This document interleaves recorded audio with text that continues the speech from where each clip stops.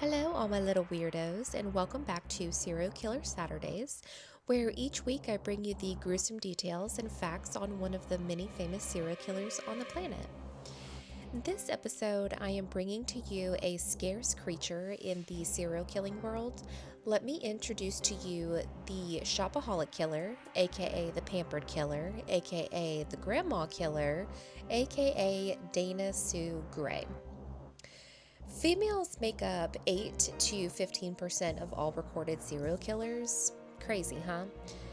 But I don't think it's that crazy because I'm pretty sure there are more out there, but women are so detail oriented that it makes them harder to catch than men. And Dana Sue sticks out drastically because her murders were brutal, to say the least.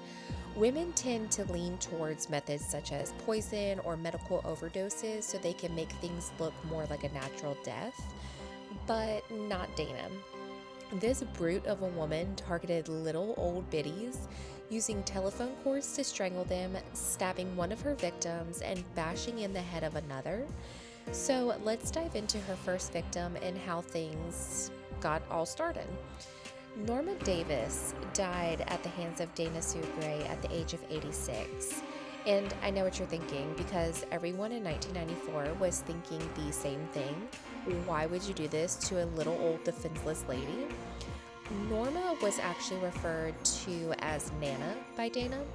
And this gets sticky, so try to keep up. Norma had a son who was married to a lady named Jerry, making Jerry Norma's daughter-in-law.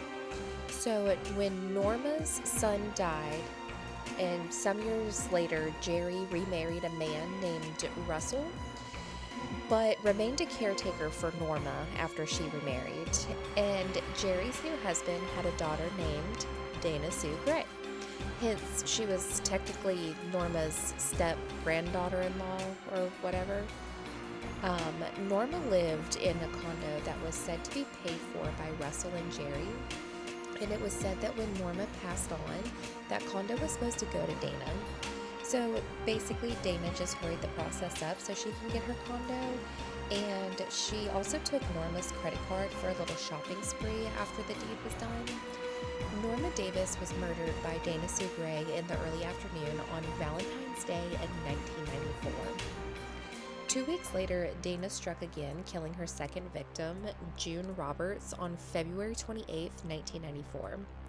A week and a half after that, on March 10, 1994, Dorinda Hawkins was attacked in her workplace by Dana. Strangulation was attempted, but Dorinda survived and stood as an eyewitness, helping put Dana behind bars for life.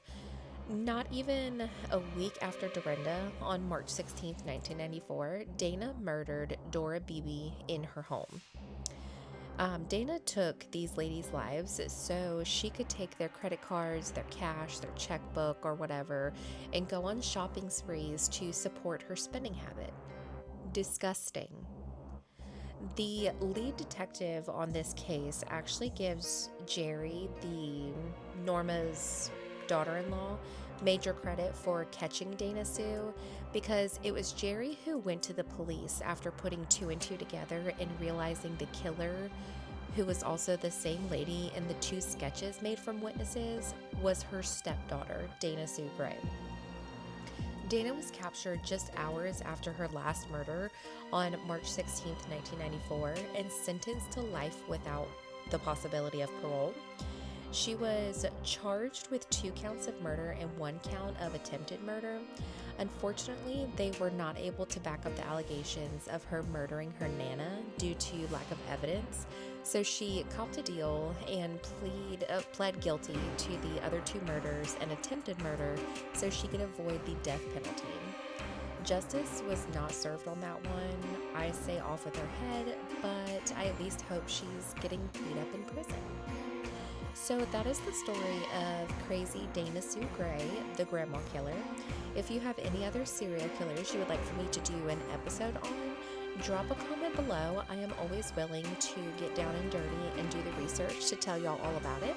So until next time, bye!